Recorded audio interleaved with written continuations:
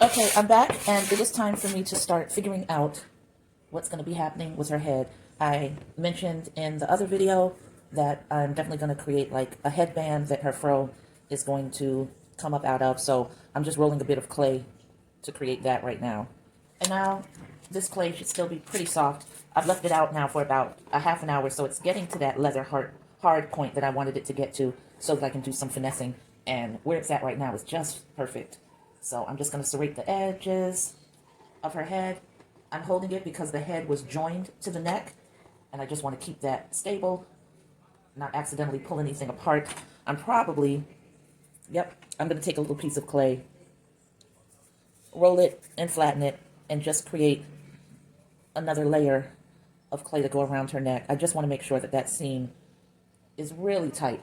If you remember, I cut her neck on an angle, so it got joined right around here.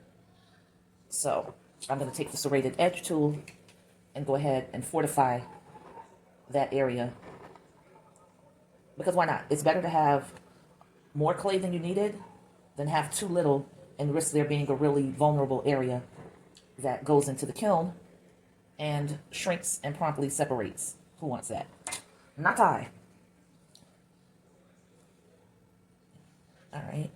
I'm going to serrate this edge as well, and I'm also going to put a little bit of slip on it. I say a little bit of slip, but it's never a little bit of slip. It's always a generous amount of slip. So that's misleading. So let me fix that right on up.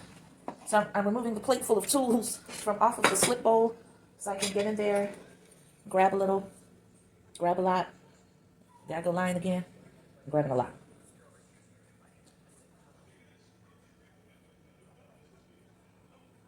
And I'm just spreading that loosely.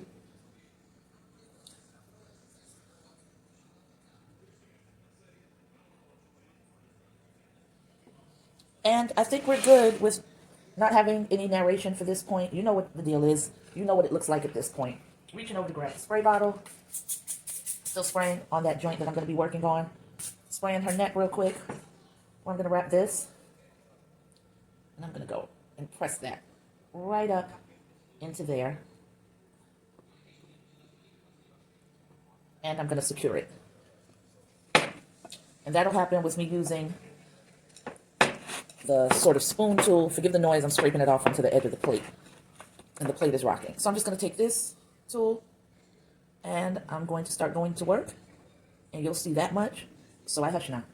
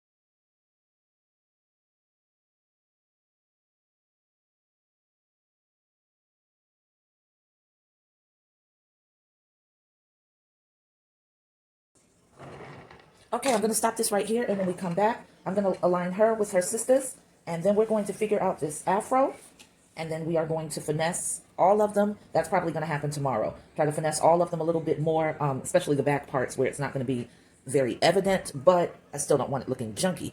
And yeah, we'll just go on from there. So as always, thank you for hanging in there with me up to this point. I appreciate you so much. And I hope that somebody, particularly a new sculptor, even more particularly a brand new black female sculptor, is finding something in these videos and that it's motivating you to move forward and manifest all of those wonderful sculpture visions that you have in your head. Don't be intimidated by the clay. I think everybody is intimidated by something new, but once you jump in there and realize how much fun it is, everything's going to be all right, and I cannot wait to see your masterpieces. All right, peace.